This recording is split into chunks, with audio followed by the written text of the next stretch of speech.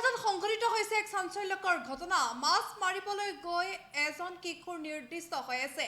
ব্ৰহ্মপুত্ৰৰ বুকুত এনেদৰে এতিয়া নিখোজ হৈ আছে 13 বছৰীয়া কিশোৰগৰাকী। মাছ ধৰিবলৈ গৈ ব্ৰহ্মপুত্ৰ নদীত সন্ধানহীন হৈ আছে জয়নাল আবেদিনৰ পুত্ৰ ৰেজাৰ আলী।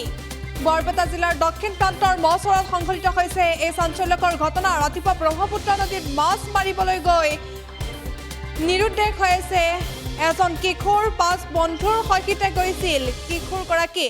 মাছ ধৰি থাকোঁতেই 3জন বন্ধুক ব্ৰহ্মপুত্ৰৰ সোঁতে উটুৱাই লৈ যায় যদিও দুজনক তৎক্ষণাত উদ্ধাৰ কৰিবলৈ সক্ষম হৈছে। ৰেজ্জাক আলী নামৰ কিশোৰজনক উদ্ধাৰ কৰিবলৈ চেষ্টা চলাই যদিও উদ্ধাৰ কৰিবলৈ সক্ষম হোৱা নাই। উদ্ধাৰ হোৱা দুজনক সংকটজনক অৱস্থাত ভৰ্তি কৰোৱা হৈছে কুন্তলী সামূহিক স্বাস্থ্য কেন্দ্ৰত। ঘটনাস্থলীত কাছুমাৰা আৰক্ষী উপস্থিত হৈ ৰেজ্জাক আলীক উদ্ধাৰৰ বাবে স্থানীয় ৰাইজৰ সহযোগত তদন্ত অব্যাহত ৰাখিছে। পূজাৰ মাজতে এক চাঞ্চল্যকৰ ঘটনা সংঘটিত হৈছে। বৰপেটা জিলাৰ দক্ষিণ প্ৰান্তৰ মচৰাত চাঞ্চল্যকৰ ঘটনা সংঘটিত হৈছে। মাছ ধৰিবলৈ গৈ ব্ৰহ্মপুত্ৰত সন্ধানহীন হৈ আছে জয়নাল আবেদিনৰ 13 বছৰীয়া পুত্ৰ ৰেজ্জাক আলী। ৰাতিপুৱা বন্ধুৰ সৈতে মাছ ধৰিবলৈ গৈছিল ব্ৰহ্মপুত্ৰত। মাছ ধৰি থাকোঁতে 3জন বন্ধুক ব্ৰহ্মপুত্ৰৰ সোঁতে উটুৱাই লৈ যায় যদিও দুজনক উদ্ধাৰ কৰিবলৈ সক্ষম হৈছে আৰু আন এজনক উদ্ধাৰ কৰিবলৈ বৰ্তমানেও সক্ষম হোৱা নাই। আৰক্ষীয়ে অনুসন্ধান অব্যাহত ৰাখিছে। ৰেজ্জাক আলী নামৰ কিশোৰজনক উদ্ধাৰ কৰিবলৈ চেষ্টা চলাইছিল যদিও উদ্ধাৰ কৰিবলৈ সক্ষম নহ'ল। ব্ৰহ্মপুত্ৰৰ সোঁতে উটুৱাই লৈ গ'ল কিশোৰজনক।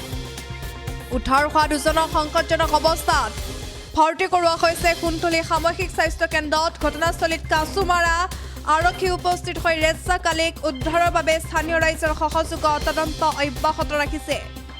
পূজাৰ বতৰত ভয়ংকৰ ঘটনা সংঘটিত হৈছে। বন্ধুৰ সৈতে মাছ ধৰিবলৈ গৈ ব্ৰহ্মপুত্ৰৰ সোঁতে উটুৱাই লৈ গ'ল 3 যুৱকক আৰু দুজনক উদ্ধাৰ কৰিবলৈ সক্ষম হৈছে যদিও এজন কিশোৰক বৰ্তমানে উদ্ধাৰ কৰিবলৈ সক্ষম হোৱা নাই। আৰক্ষী প্ৰশাসনে ইতিমধ্যে তদন্ত অব্যাহত ৰাখিছে। ৰাতিপুৱা বন্ধুৰ সৈতে মাছ ধৰিবলৈ গৈছিল কিশোৰজন আৰু তাৰ পাছতে সন্ধানহীন হৈ পৰিছে। ব্ৰহ্মপুত্ৰৰ সোঁতে উটুৱাই লৈ গৈছে কিশোৰজনক। ৰেজ্জাক আলী নামৰ কিশোৰজনক উদ্ধাৰ কৰিবলৈ চেষ্টা চলাইছিল যদিও উদ্ধাৰ কৰিবলৈ সক্ষম নহ'ল। সংকটজনক অৱস্থাত ভৰ্তি কৰোৱা হৈছে কুন্তলী সামূহিক স্বাস্থ্য কেন্দ্ৰত।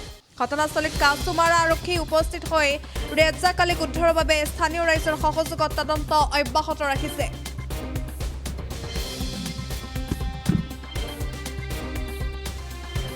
ফাৰ্ষ্ট টাইমতে 6 জন গৈছিলো।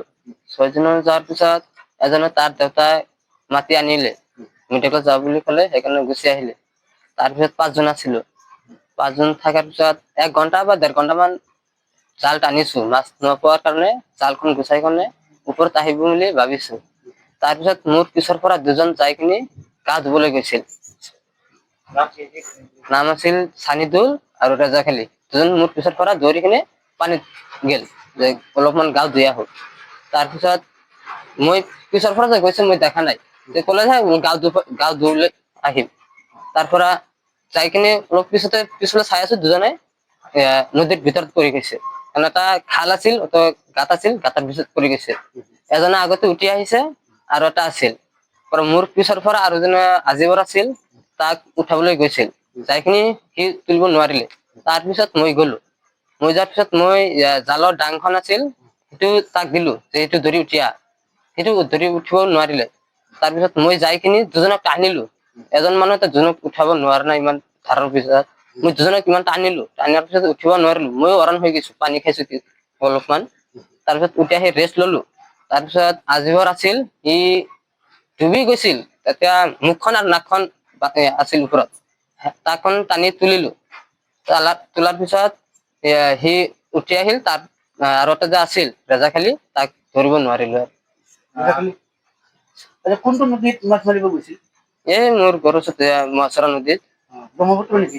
ব্ৰহ্মপুত্ৰ নদী। কিমান জন গৈছিল? বেছি নহয়, 1 কিলোমিটাৰ নহব। মানুহ 5 জন গৈছিলো। ফাৰ্ষ্ট টাইমত 6 জন গৈছিলো। এটা আহিল, গুচি আহিল আৰু 5 জন আছিল। ইউনুছ আলী, মই আৰু চানিদুল হক, জামছেদ আলী, আজিবৰ আৰু ৰেজ্জাক আলী। আহতে এজন হৈছে আৰু 4 জন উঠি আহিছে। মেডিকেলত 3 জন গৈছে। আজিবৰ, চানিদুল হক আৰু জামছেদ আলী। ৰেজাকালি এতিয়ালৈকে হোৱা নাই। ৰেজাকলি এতিয়া পোৱা নাই আৰু এতিয়া আপোনাৰ একো হোৱা নাই? নাই মোৰ এতিয়া একো হা নাই আৰু অকণমান ভয় খাইছো আৰু সন্ধানহীন কোন? হে সন্ধানহীন কোন হৈ আছে বৰ্তমান? সন্ধানহীন? তাক পোৱা নাই? বিচাৰি পোৱা নাই? ৰেজাকালিক এতিয়া বিচাৰি পোৱা নাই এতিয়া ক'ত আছে এতিয়া ক'ব নোৱাৰিলে বহুত জালখন টানিলো তাত জালত নাবাজিলে নাই যিকোনো খবৰৰ বাবে যোগাযোগ কৰক 7099017330 লগতে 7099017110 নম্বৰত।